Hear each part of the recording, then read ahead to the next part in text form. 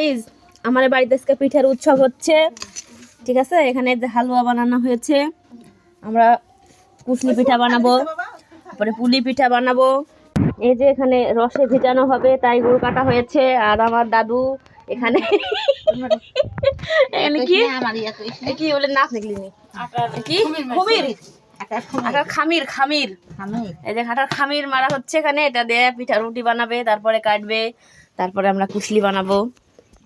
তো আপনারা সবার দাওয়াত থাকলেও আমার দাদির হাতে পিঠা খাওয়ার।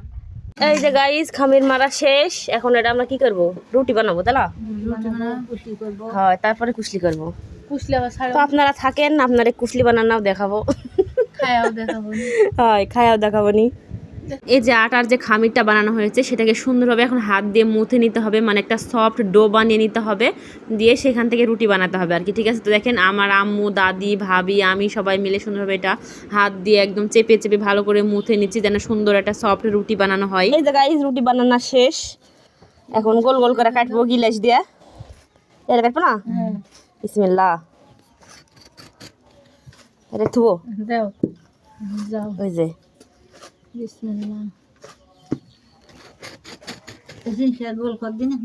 তলা তলা ইয়ে করতে হবে না, পাগলি করা হলো 3টা 6টা কুলে। এই যে গাইস পিঠা অনেকগুলো করা হয়ে গেছে, এখন আমরা ভাজা লাগবে আবার। আর এদিকে আরো চলছে, এদিকে কিছু রসে ভিজাবো আর কিছু তেলে ভাজবো।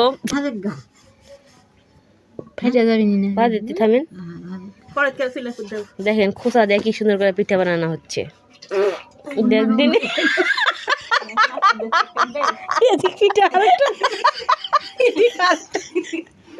আমি কিন্তু তেমন একটা পিঠা বানাতে পারি না, কিন্তু এই কুশলি পিঠার ডিজাইনটা অনেক সুন্দর করে বানাতে পারি। এখানকার ম্যাক্সিমাম পিঠাই কিন্তু আমি নিজের হাতে বানাইছি আর ফাঁকে ফাঁকে ভিডিও মেক করেছি।